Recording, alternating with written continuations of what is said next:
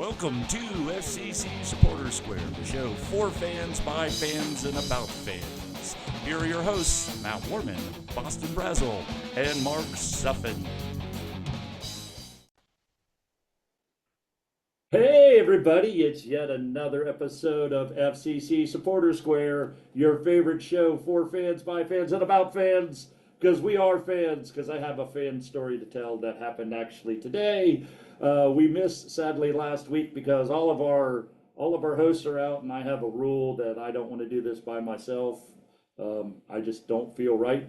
I might occasionally, at some point in the future that happens, I might put out like a 2-minute video or a bullet point on the socials. But sorry we missed you, but we're back, and Boston is back better than ever. How are you doing, Boston?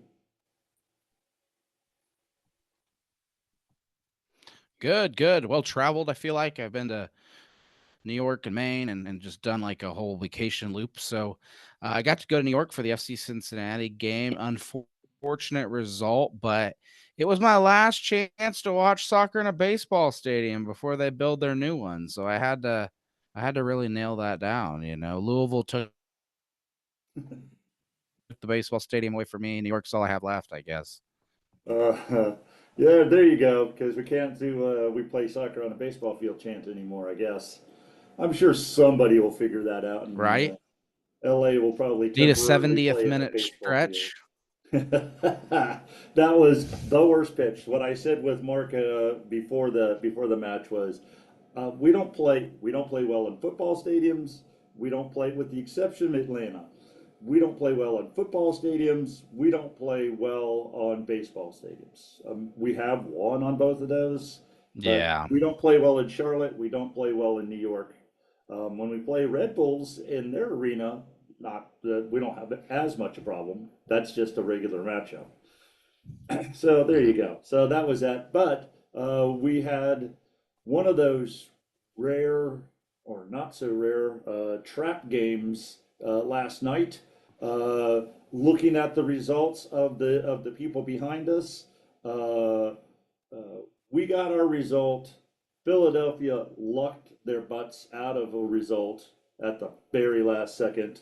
Miami, disgruntled Messi got a draw, and Columbus got a draw against Montreal. I mean, it's the worst team in the division outside of the Galaxy, and yet, I guess a draw is what they want. Satisfying. They were down a goal at halftime, but as Columbus, or that team up north, as I like to say, managed to pull a result out. Like Cincinnati, they are pulling results out, but recently it looks like more draws than wins. That's why we're atop of the leaderboard. So, what are your thoughts on last night's game, and then we'll get to Hell Is Real. Sure. No, I thought we played Toronto the way we should play a bottom of the table team. The only thing that caught me off guard, and I wanted to see if it caught you off guard, is there seemed to be a fan movement, especially on the socials, to make sure Denke sat for this game because everybody's too scared. You got to have Denke for Hell Is Real, right? Pat Noonan looks like a genius, I guess, because it all worked out. But were you scared? Yes, in a word, I was. I thought that we would have a heavily rotated squad, and that squad would have Denke and Evander on the bench, and you'd bring them in if Dado and Santos couldn't score in the first half. Maybe play the last 15, 20 minutes to pull a result. He did the inverse, and quite frankly, fortunately for us, we had a ref that was letting everybody play. Although it was very strange. It was like, let everybody play, let everybody play, let everybody play. Yellow card to Cincinnati. I'm like, that was a regular foul, right? It was a regular foul. We get we Yeah. get practically depleted in midfield, pulled down from behind. And he's like, "Yeah, okay, I'll give you a foul, but come on, don't worry about it." It was like so there was a lot, Flores got like a yellow. Yeah. Wasn't but Flores's yellow like super early? uh, Yes, if I remember correctly, it was one in the first half and one in the second half. And I felt like it was Mike for dissension because it wasn't that big of a foul, and he wasn't Nah. fouling a lot. It was like professional foul, but they gave him a yellow card. But Toronto was getting professional fouls and not getting any calls, but we weren't getting any cards. But then Table position felt bad for him. yeah, pretty much. I feel like that is the case, and home team gets a little better cooking anyway. So there you go. But I felt like the fans there were disgruntled. But Denke got the ball and turned, and his elbow was up, and the Toronto player feigned getting smashed in the nose, and the ref said play on. But if it was Drew Fisher, that might have been a red card for Denke. Um, he didn't really hit him, but he sold it pretty well. So Yeah. No, I was worried.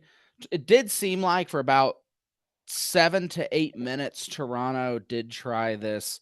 Maybe we can get a PK thing, yep, where they were falling right around that line. Then I think the broadcasters even brought it up. They were like, "Well, they're definitely trying for something now," and it wasn't like the 80th minute when you would normally think stuff like that happens. So luckily, I am happy that the ref overall tended to just. I mean, how bad would it sucked out? 1-1 draw Toronto because they got a stupid PK call. We didn't. I'm not upset about the 1-0 win. We could have scored more. We had some amazing shots that could have landed. Maybe if it's just a little bit better. But you take your big starters out. You could tell we were just kind of like, hey, defense, this is your game. And then outside of one or two looks, I don't think Toronto ever put me on the edge of my seat. Well contained game. Toronto reminds me of the Wooden Spoon FCC teams. Mm, They pressed really hard, looked like world beaters for 20 minutes. That's the way we looked like. I mean, people forget that we played Columbus like, I don't know, 8 times during the pandemic year, it seemed like, because we couldn't travel very far. But we actually, even in our Wooden Spoon, got a 1-1 draw against Columbus. One of those games where we played well and they didn't, and they missed some shots, and we got a draw. But the same thing is that we would play like 20 minutes full on press and look great, and then concede a goal and then look terrible the rest of the way. It might be 2-0, it might be 1-0, it might be 7-0. But it was like play hard for 20 minutes, give up a goal, and then quit. And that's basically what I think Toronto did last night. Is that they did try to bring in some people, but a very strange result is that I'm guessing it's the starting center back gets injured 20 minutes into the game. They bring in the substitute who injures himself 15 minutes into the game. Now they have a third string center back, who I think if we had to get a result or get more than one goal, we would have pushed hard. Get the result. That's what I like about Noonan. We don't fool around. I know fans are difficult, are wanting more, particularly from a team like Toronto. But we're on the road. We have Hell Is Real in 3 days. We don't want any injuries. We don't want any yellow card accumulations. We don't want any of that. We want to go into Columbus full, ready, rested, and ready to go. We got exactly what we had to do. We went in, kicked the ball around a little bit, put one in the back of the net, and took the 3 points and left. That's all we have to do on a trap game, on any trap game, is get through it, get your players not so winded, so they can play a full 90 against. It was 1-2, but because of the results, it's now 1-3. But it's still the marquee matchup. The one thing I didn't like about the announcers on last night's game was they kept talking about the epic battle between Montreal and Toronto. They kept selling the 2 o'clock. It's on at 2 on Saturday, right? It's not the marquee game. But like 4 times they're like, now Toronto is playing their dreaded rivals, Montreal. Please see it at 2 o'clock. And I'm like, nobody's going to watch that game. I don't even know people in Toronto and Montreal are going to watch that game. A few. It's crazy. Yeah, that's where I think we caught a break. Montreal is further away. Maybe that's it. Maybe I didn't really look at Columbus's lineup outside of celebrating the fact that I saw they drew. Did they take it too easy, kind of like we did? Resting players because Hell is Real this weekend. I mean, I'm not sure. I'm really not sure about the team up north. yeah. They're well coached. We're well coached. They have some good players. They can score, but I don't know if their defense is nearly as stout as it used to be. I mean, they would have a solid defense and a really good game plan into midfield, and it was always it's going to be a tough match, right? Yeah. Oh, But now I'm looking at it. They still had Gazdag, Nagby. Yeah. This did isn't Rossi play? I thought somebody didn't Rossi score in the second. Rossi was a sub and did not come in at all. So Okay. that I guess you could say is not a a little bit of rotation, but still not a bad team here. Russell Rowe was the forward. Yeah. So it's going to be a very interesting. It's going to be a very interesting matchup. But before we get to that, a couple of things. Today is my birthday. I am old enough to know better, but also old enough to not care. And I'm also officially old enough to tell you to get off my lawn. So that probably narrows down how old I am. I tried to fanboy today and try to do the meet and greet with some of the FCC players and Oh, due to did you go to the Adidas store? yeah, so due to some rush hour shenanigans, I got there like about 10 minutes before they were going to start, and it was already around the corner. Now, I'm telling you this not to complain about what happened. I waited an hour and a half in the sun, didn't quite make the line because it's 7 o'clock. I want Denke fresh anyway, so 7 o'clock he's done. He and Robinson are done. They're out. They passed out some cards. Could they have just said, here's the cutoff line and then cut that off, or say we have cards and give them early? That's not the point why I'm bringing it up. Why I'm not disappointed. I'm not upset with how that is. It could be handled differently. Like the ticketed event is great because you've got tickets, they're going to be there. Everybody's going to get pictures and autographs. Not worried about it.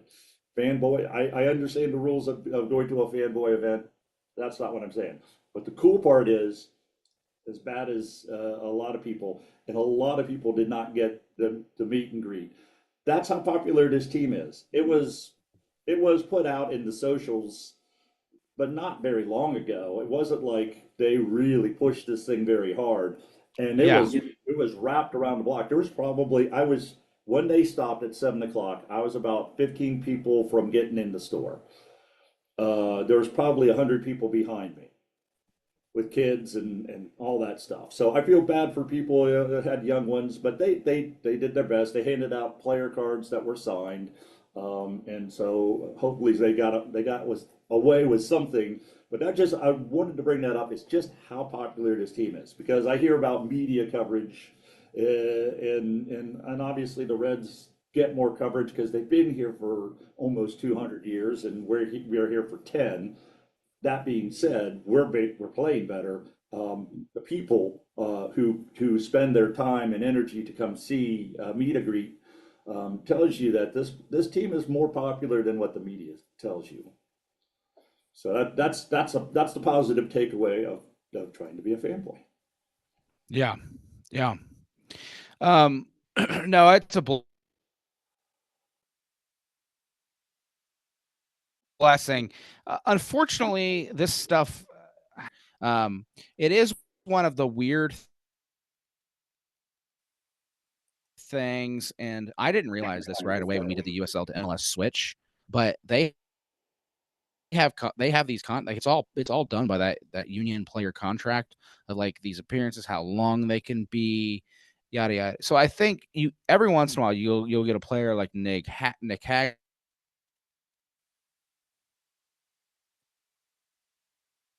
contract, and he didn't have to do that. It's really really cool when you have a player like that. But usually the club is pushing those players out because the club doesn't want to be fined, the players can theoretically say, you violated my union contract, yada, yada, yada. So there's a lot of other things at play that when you deal with these sporting contracts, it's the same thing if Joe Burrow was to do a meet and greet. He's there for that designated time and he's gone. Yep. And no worries for me. But I'm just saying is that Yeah. there were way more people than they had time. And that's Yeah.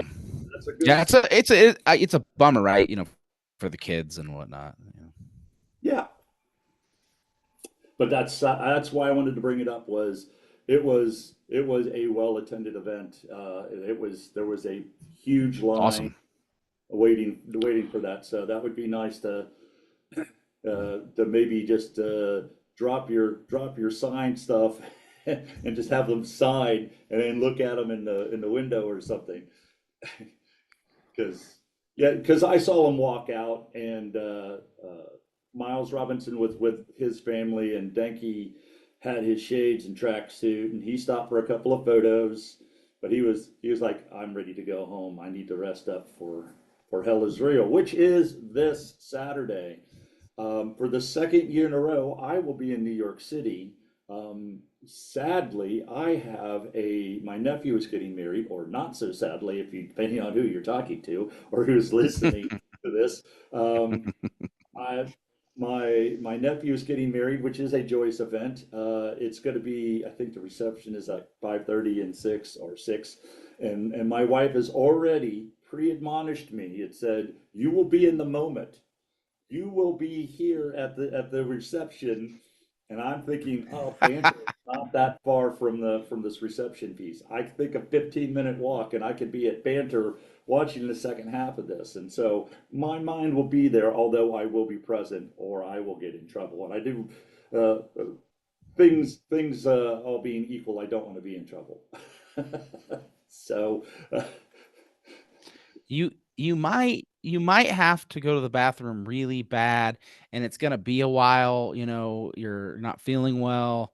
You're just going to be in there for maybe 45, 50 minutes. There's a way to pull this off. On?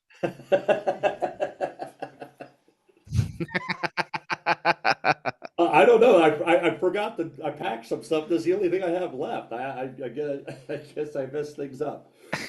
So it's gonna be a very interesting thing. I think we're gonna learn a lot about our club. We're gonna learn a lot about the Columbus Club. This is not the winner of this does not lock anything up by any stretch of the imagination. And Philadelphia and Miami are hanging around, and you never know what they're going to do as well. But the winner of this team, of this game, particularly if it's Cincinnati, puts themselves in a pretty good spot. I think on paper, we have the better team, but we're playing on the road. We don't typically play well, even though we won last year. We don't typically play well at lower.com. And we're still gelling as a team. But I think as things have been managed by Noonan, he has done. If he is not, I know he won't be because they like to pass it around. He already won a couple years ago, but he is doing a heck of a job with all of the injuries and all of these players. You have a Vander who just showed up in the beginning of the season. And Denke kind of played, but he didn't play with Evander. And then Orishana was out all preseason. Now you're juggling egos and playing styles and all of these kinds of things. We're getting results, even though we're not playing our best. We're poised and primed to play our best at lower.com. We're going to have Obi back. I think Anunga did a heck of a job. And it's amazing how this team is the most deep team that FC Cincinnati has ever had. I mean, even in the USL, the championship where we were just getting players, we've got Yedlin coming off the bench because Orishano is playing up there. We have Kai Kamara who could. I know he's 40 and I know he's new, but a 10-minute Kai Kamara could put a goal in. He's capable of doing that. And Denke Yeah, he's got 7 goals, but he's always marked. He's man marked or double man marked. And whenever he goes, he pulls the defense. And you could have, I mean, that's Santos is playing much better than the Santos we saw 2 years ago. Abuka has a different role because Acosta is gone. Evander, that that Austin pass, I mean, an inch lower it hits his head, an inch higher. I don't think Dado gets his foot on it. I mean, the dude is. I mean, Lucho was amazing, but Evander is a team player. He's a team guy. He's just as happy to score, to give an assist as he is to score a goal, and he can do a lot of both. Denke it seems like they trade. It's Denke Evander. If those two get on the same page, oh my gosh, particularly for teams that have poor defenses, it's gonna be a heck of a lot of fun. So on paper, I think we have the better team. I think the style of play that Nancy brings does not fit the style of play that we have. So it's always been a clash of styles and who can win. So I really want to hear your thoughts on this. And are you going up to Columbus? I don't know if I'm going. I'm still weighing it. If I get a free ride, I will consider it. I unfortunately can't go with my significant other because she's taking a different trip for work. So that's kind of where this year is a little bit different than me. I think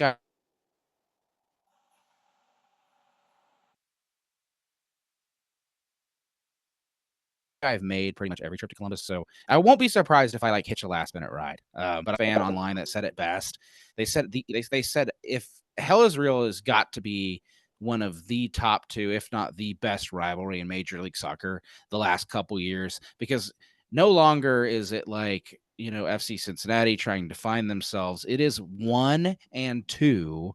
If you exclude wherever Miami is this year, it is 100% 1 and 2 in the Eastern Conference, gutting it out. Last year, we were pretty close to that, I think, 1 and 2. And so if you are a Portland Timbers fan, sure, you like the Seattle Portland rivalry, but that is like due to their standings the last few years has fallen off. Like this has been the Cincinnati Columbus show, and even the Western Conference teams fans seem excited about watching this. Both teams fill their stadiums now. Both teams have exciting coaches, playing styles, players. They've had Cucho, we've had Acosta. This year, they still have they were cranking in goals early this season. We're warming up and getting better with Denke and Evander. I have no idea who is going to win this because either team could kill you in a moment of the week, if not the month. And I think if you're an MLS fan, not even an FC Cincinnati fan, this is the way to go. It definitely is. I mean, a couple years ago, but sadly it just didn't work out. I had an opportunity to possibly go to an El Trafico, like in 2022, 2023. Um, that was back 2 years ago. That was the Galaxy was still pretty good, and yeah, even though they won the cup, they're not good this year, and LAFC is still struggling themselves. I think this is the marquee matchup. I mean, I don't know who Miami's rival is. Uh, is it France? France and Messi, I guess. I don't know. I don't think anybody wants to turn into a Miami Atlanta or a Miami Charlotte match. I mean, name me two teams playing, as you said, at the top of their game, uh, with both fan bases 100 miles apart. Going to be rabid. It's going to be rabid. It's rabid here. It's rabid there. The tifos. There's always who does the better tifo from a fan standpoint. That's where people would go. I got tickets to Tickle Stadium or I got tickets to Laura.com. And even though I'm a Nashville fan, that was an amazing game because it's just going to be uh, And I think that's what Noonan's been working on with his team, is to make sure that they realize what kind of rivalry this is. This is like El Clasico. We're not there yet, but that is the level of passion from the fans that people new to MLS, like a Kevin Denke, need to realize, or Evander, who knows about the Seattle matchup, has to apply it here, that this is not just another game. And having a midweek trap game doesn't help too much, but it sounded like they were having a good time today. I'm hoping that they just get a quick tune-up. I think it's going to be a special game, win or lose. Actually, I'm probably picking a 2-2 draw. They have Columbus has a great amount of offensive firepower. We have a great amount of offensive firepower. Our defense is there. Can we slow him down? Maybe. Miazga looks like he's still trying to recover. I think he's not fully fit, but he's going to be out there. Obi is coming back. How fit is he? Is he going to play 45 and Nunga come in the second half? These are there are question marks on yes, we will have finally all of our starting 11. They're all going to play, and they're all going to play as much as they possibly can. Can they pull out a result? I'm picking draw. I'm probably being conservative. What's your thought? I'll take a draw, because that would mean that the settled battle takes place at our house, or who's actually the best. A draw on the road is against Toronto is a failure. A draw on the road in Columbus is a victory. If we win like last year, hell yeah, 3 points in Columbus, baby. And then, oh man, the bragging rights for the next week, that, if you're a Columbus fan, just get off Reddit, get off Twitter. It's going to be brutal. But no, yeah, I look forward to it. They're going to probably have a killer tifo. They're going to have, it's a good time. If you can go.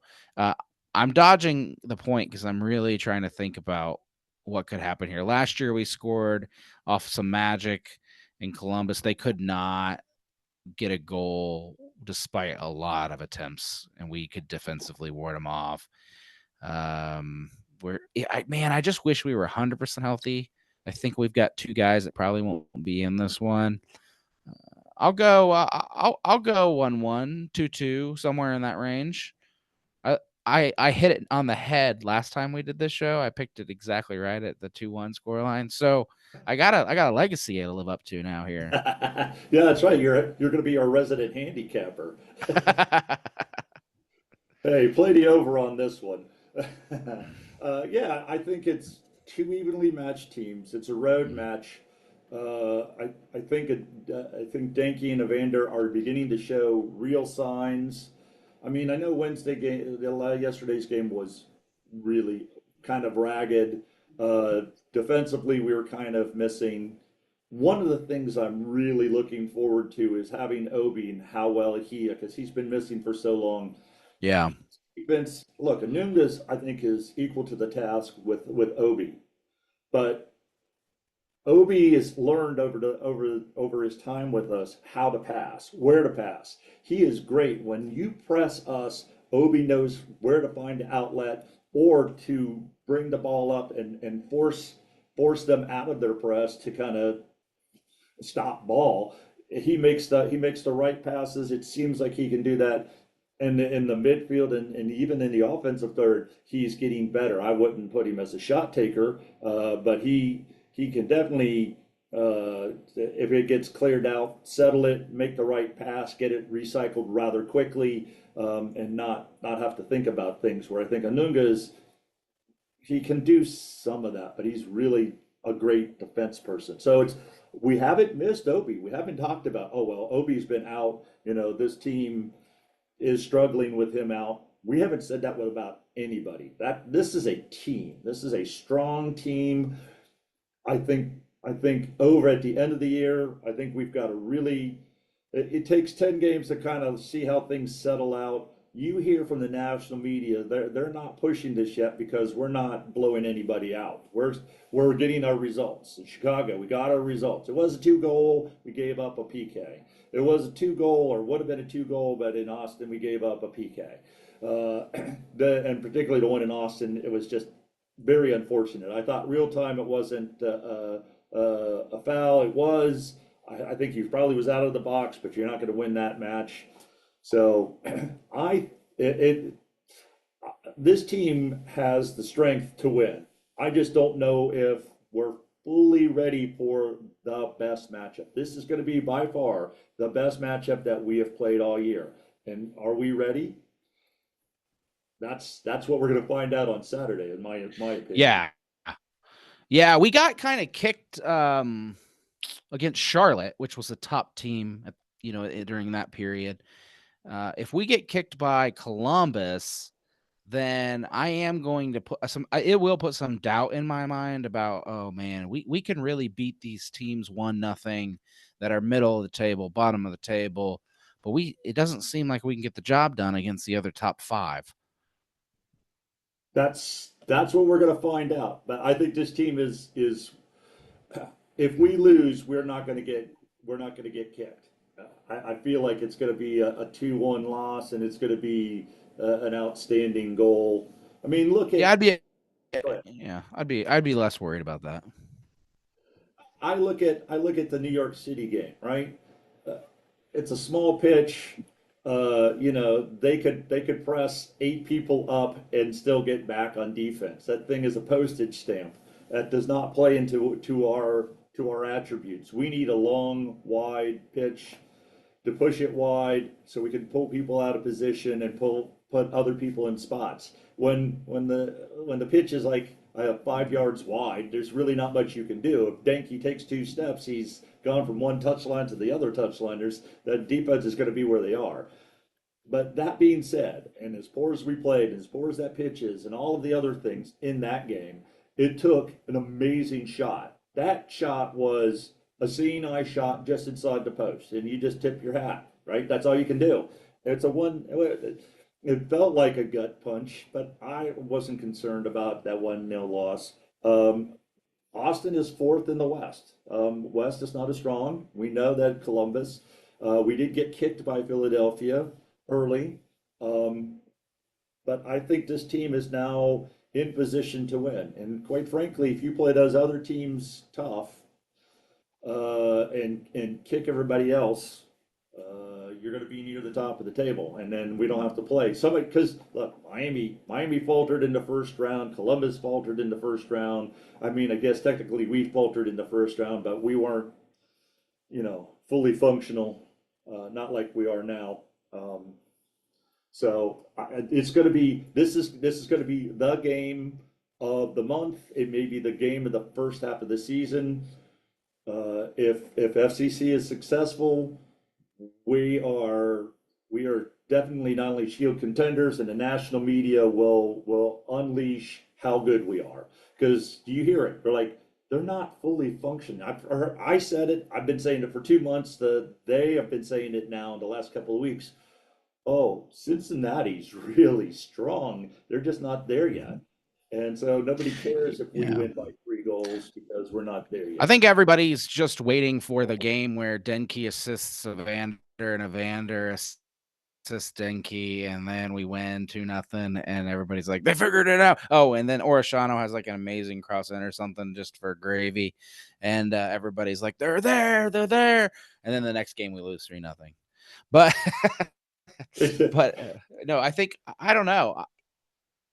Honestly, if right now it feels like they are doing better. We saw a little chemistry even in that last game, after the goal celebration, yada yada yada. I think they could just be, playing off each other in that this every other Evander thing, Denke thing you mentioned earlier. Part of me does wonder if teams are just picking their poison. If you're shutting absolutely, I mean, down Evander, then it's Denke's night. Denke doesn't have to score to have a huge effect on the game. That's what he's doing. He is pulling defenders Yeah. out of the way, and Yeah. that frees up Evander. Think about this: we are in shield position, and Orejano has as many goals as I have this season. When Orejano puts 2 or 3 curlers in, his curlers have been hitting the post. Evander hit the post, but so is Orejano. Orejano is gonna find his form, and it's going to be, instead of an inch wide, it's going to be an inch in, and he's going to start scoring 2 or 3 goals. Now, who are you going to cover? Who are you going to? You can't leave Orejano alone. We just saw Evander just smoke 2 people, and he should have gotten an assist on that. I think that was Austin. So we've got players who can beat people one-on-one. Danke's always going to be in the right spot, and if we get Kai Kamara or Santos or whoever we get in the summer window, on the other side of Danke, this team is going to be unbeatable. Straight up. Yeah. No, I'm 100% with you. So, any final thoughts before we get out of here? Yeah, the Skyline soccer balls are out this year. They come out kind of every year about this time, and those geniuses at Skyline have suckered me in. I'm gonna go get one because the oyster cracker is the same shape as the little diamond and the octangle in the soccer ball, and they put them in there, kind of like scattered throughout. They got the FCC logos and whatever. Clever oyster cracker ball. I love it. I have one, as a matter of fact. Not that I get any money from these guys, but this was, I think, 2 years ago. Maybe it was last year. I can't remember. No, that's 2 years ago. Last year's had the lion on it, like really big. So yeah, so it's like I got a ball. I don't know where I could put all. If I bought a ball every year, I'd probably have to buy another house. Yeah. I wasn't But gonna get this year's, but those oyster crackers, man. It's there genius. you go. That's it. So that's all the time we have here for FCC Supporter Square for Boston Brazzle. I am Matt Warman, and we will talk to you next time after Hell is Real. Thank you for joining FCC Supporter Square. The hosts are Matt Warman, Boston Brazzle, and Mark Suffolk. The intro song is Quick on the Holster by the Stone Bunnies, and the ending song is Awesome Sauce, also by the Stone Bunnies. Thank you for listening. Please join us again.